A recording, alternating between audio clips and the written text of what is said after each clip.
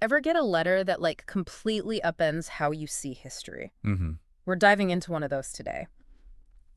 A message sent from Saint Hilary of Poitiers, Okay. a powerful bishop, Mm-hmm. to his daughter Abra back in the 4th century. Mm-hmm. Now, we're not talking about everyday fatherly advice here. This Mm-hmm. letter's got mystery, Yeah. symbolism, Oh, even a bit of intrigue. I like it. So what's fascinating is how this single letter gives us a glimpse into the challenges and choices faced by early Christians. Absolutely. It's really a fascinating glimpse into this world of early Christianity where, Paint the picture for us. yeah. Who was Hilary and what's the big deal about this letter? Okay. So imagine a world where Christianity is still relatively new. Right. It's not the dominant force it will become. And these heated debates are raging about its core tenets. What does it really mean to be a Christian? Right. What do we believe? How do we interpret these scriptures? That's where Hilary comes in. He's a bishop. He's a fierce defender of his faith. He's known for really going toe-to-toe with powerful figures Wow. over theological interpretations. So we're talking intense theological arguments in the 4th century. Oh, absolutely. Sounds like a wild podcast in itself. That's But what's this letter about? It centers around this really evocative metaphor of a garment Okay. and a pearl, both possessing immense value, which Hilary claims to have journeyed far to obtain for Abra. A garment and a pearl. Okay. I'm intrigued, but I Mhm. have to admit I'm a little lost. And that's where the symbolism comes in. Because Hilary isn't talking about, like, literal objects here. Yeah. To understand this, we need to consider the context of early Christian writing. They often relied on allegory. So using familiar symbols to represent complex spiritual ideas. So it's like a code to crack. Could you give us an example of how this kind of allegory works in early Christian writing? Absolutely. Think about the Good Shepherd imagery Okay. that's prevalent in early Christian art and literature. So the shepherd, often depicted with a lamb on his shoulders. It wasn't just about like a nice pastoral scene. Right. It represented Jesus as the guide and protector of his followers. So there's a deeper meaning behind the shepherd. Does that mean this garment and pearl also symbolize something deeper? Exactly. They represent spiritual riches Hmm. and the promise of eternal life, which is a big deal for early Christians, as you can imagine, contrasted with the allure of material possessions, which were often emphasized in Roman society at the time. So it's not about fashion advice. It's about spiritual guidance. Precise. But he went to a lot of trouble to get them.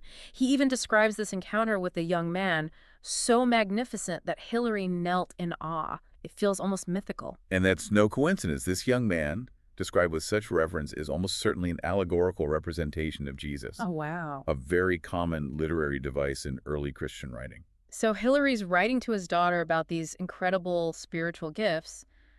Are they free for the taking? What's the catch? Well, that's where things get even more interesting. Hilary emphasizes that to receive these gifts, Abra must reject all earthly treasures. Silks, gold, other jewels. So he's essentially saying, hey, I found you eternal life, but you got to give up your shoe collection. That's quite a proposition. Why was that such a crucial point for Hilary to emphasize?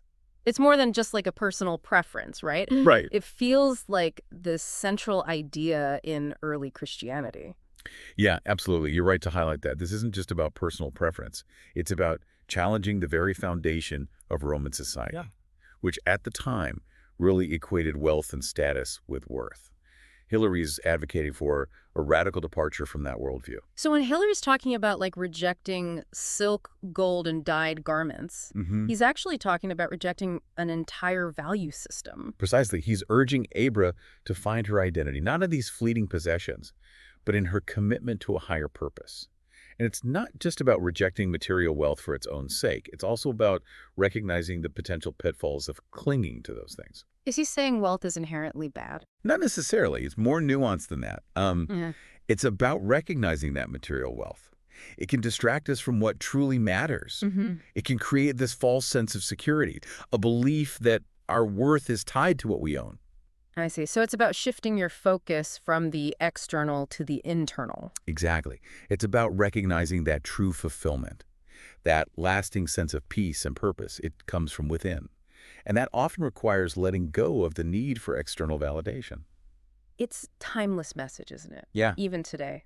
With our endless pursuit of the next gadget, the bigger house, the faster car, there's this underlying sense that maybe, just maybe, there's more to life than all of the stuff. Absolutely. It's a human constant. Yeah. That yearning for something more, that sense that true happiness can't be bought or possessed. And Hilary is tapping into that, urging his daughter to look beyond the allure of the material world and embrace something deeper, something more lasting. And he's doing it with such passion and urgency. You can feel the depth of his conviction in every word. Yeah, he's not just lecturing, he's pleading with her, pouring his heart out, hoping she'll understand the magnitude of the choice before her. And that makes this letter so much more than just a historical artifact.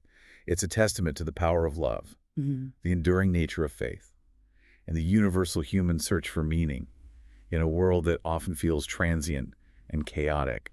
It's a choice that goes beyond just one time period, you know? It's not just about silks and gold. It's about what we value most, what we'd be willing to give up for something bigger than ourselves. Precisely. And that's what makes Hilary's letter so relevant even today.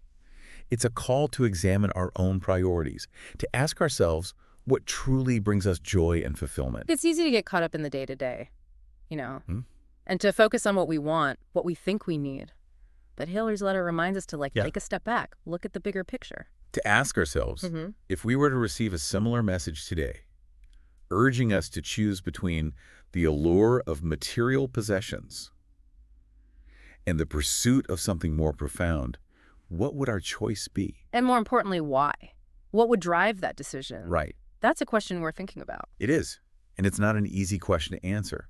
It requires us to confront our deepest desires, our fears, our hopes. It's a journey of self-discovery, really. It is. And Hilary, through this letter to his daughter, invites us to embark on that journey alongside him and Abra. He does. He leaves us with this powerful image of Abra holding the letter, weighing her options, and he eagerly awaits her response, her choice. He leaves it in her hands. He does. Just as it's now left in ours. Will we choose the fleeting comfort of material possessions? Right. Or will we embrace the challenge, the uncertainty, the immense potential of seeking something more? That is the question Hilary leaves us with. A question that echoes through the centuries, urging us to define what true wealth means to us. And to live lives worthy of the treasures we most deeply desire. Well, that's our deep dive into St. Hilary's letter to his daughter, a message that transcends time and challenges us to examine our own hearts.